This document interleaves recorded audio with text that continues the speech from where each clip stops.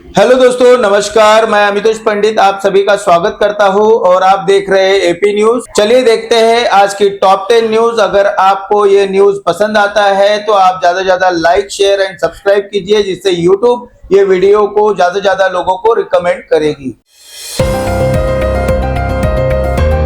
भिवंडी में मनपा चुनाव को लेकर राजनीतिक हलचल तेज हो गई है। आमपाड़ा स्थित अंबर हाउस के सामने भिवंडी ईस्ट के विधायक रईस शेख और कांग्रेस के पूर्व नगर सेवकों के बीच करीब 1 घंटे तक बैठक चली। सूत्रों के मुताबिक टिकट की आखिरी तारीख नजदीक होने से कुछ समाजवादी कार्यकर्ता और नेता पार्टी बदलने के विकल्पों पर विचार कर रहे हैं।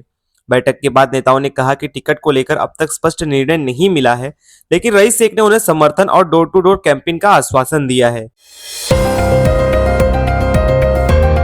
भिवंडी में गद्दा और तकिया बनाने के एक कारखाने में आग लगने से लाखों रुपए के नुकसान की आशंका जताई जा रही है। हालांकि इस हादसे में किसी प्रकार की जनहानि तो नहीं हुई। भिवंडी निजामपुर महानगर पालिका क्षेत्र के वार्ड नंबर 16 में मनीषा होटल के पास बाबू पाटिल चौक स्थित पद्मा नगर में यह कारखाना ग्राउंड फ्लोर पर संचालित था, जबकि उसके ऊपर 3 मंजिला रिहायशी इमारत है। आग लगते ही इलाके में अफरा तफरी मच गई, जिसके बाद एहतियातन सभी रहवासियों को सुरक्षित बाहर निकाला गया। सूचना मिलते ही दमकल विभाग की टीम मौके पर पहुंची और कड़ी मशक्कत के बाद आग पर काबू पाकर उसे ऊपरी मंजिल तक फैलने से रोक लिया।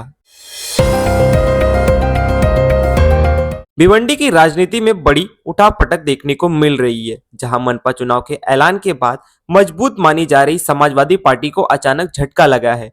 बताया जा रहा है कि भिवंडी ईस्ट के विधायक रईस शेख ने कांग्रेस को समर्थन देते और अपने उम्मीदवारों को कांग्रेस के टिकट पर उतारने की चर्चाओं के बाद सपा का चुनावी माहौल कमजोर पड़ गया है। सूत्रों के मुताबिक टिकट फाइनल न होने और चुनावी बॉडी के रवैये से नाराज होकर रईस शेख ने यह रुख अपनाया, जिसमें कई वार्डों में सपा उम्मीदवारों को फॉर्म वापस लेने की चर्चा हो रही है।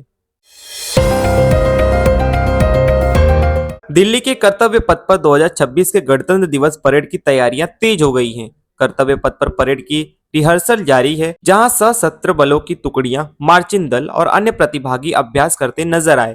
रिहर्सल के दौरान अनुशासन, तालमेल और सुरक्षा व्यवस्था पर विशेष ध्यान दिया जा रहा है। गणतंत्र दिवस समारोह को भव्य और सफल बनाने के लिए प्रशासन और सुरक्षा एजेंसियां पूरी मुस्तैदी से तैयारी में जुटी हुई हैं। दिल्ली एनसीआर में घने कोहरे और जहरीली स्मॉग के चलते जनजीवन पूरी तरह प्रभावित हुआ है। दिल्ली के इंदिरा गांधी अंतर्राष्ट्रीय हवाई अड्डे पर रनवे की विजिबिलिटी बेहद कम होने से कई उड़ानों में देरी हुई। दिल्ली एयरपोर्ट ने सुबह 8 बजे एडवाइजरी जारी कर बताया कि CATIII कंडीशनर में फ्लाइट ऑपरेशन चल रहे हैं, जिससे डिले या कैंसिलेशन संभव है। वहीं केंद्रीय प्रदूषण नियंत्रण बोर्ड के मुताबिक राजधानी का AQI 401 दर्ज किया गया है, जो गंभीर श्रेणी में आता है। कर्तव्य पथ समेत कई इलाकों में स्मॉग की मोटी परत देखी गई। नए साल 2026 आम लोगों की जिंदगी से जुड़े कई बदलाव लेकर आ रहा है। 1 जनवरी 2026 से 8वें वेतन आयोग के लागू होने की उम्मीद है, जिससे केंद्रीय कर्मचारियों और पेंशन की सैलरी में 25 से 30% बढ़ोतरी की संभव है। किसानों के लिए पीएम किसान योजना में फार्मर आईडी अनिवार्य होगी। बिना आईडी के 6,000 रुपए की सालाना किस्त रुक सकती है। बैंकिंग सेक्टर में क्रेडिट कार्ड स्कोर अब हर 7 दिन में अपडेट होगा, जिससे लोन और क्रेडिट कार्ड की प्रक्रिया तेज होगी। पैन आधार लिंक की डेडलाइन 31 दिसंबर 2025 है। नहीं करने पर पैन इनऑपरेटिव हो जाएगा। उत्तराखंड के ऋषिकेश में सरकारी वन भूमि के सर्वे को लेकर तनाव बढ़ गया है, जहां वन विभाग की कार्रवाई के विरोध में लोगों ने रेलवे ट्रैक जाम किया और अधिकारियों और पुलिस पर पथराव किया। हालात को देखते हुए मौके पर भारी पुलिस बल तैनात कर भीड़ को ट्रैक से हटाया गया। यह मामला सुप्रीम कोर्ट के आदेश पर निजी व्यक्तियों की लीज पर ली गई 2866 एकड़ सरकारी वन भूमि के सर्वे से जुड़ा है, जिसके लिए वन विभाग ने जांच समिति गठित की। फिलहाल क्षेत्र में सुरक्षा बढ़ा दी गई है और स्थिति नियंत्रण में बताई जा रही है।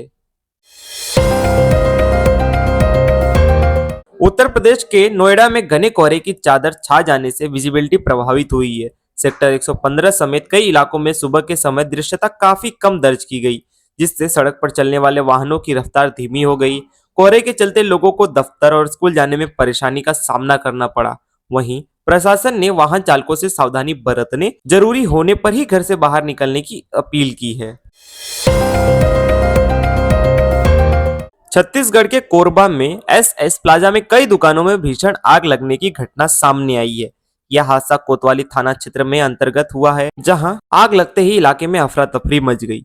सूचना मिलते ही दमकल विभाग की 12 गाड़ियां मौके पर पहुंची और आग पर काबू पाने की कोशिशें जारी हैं।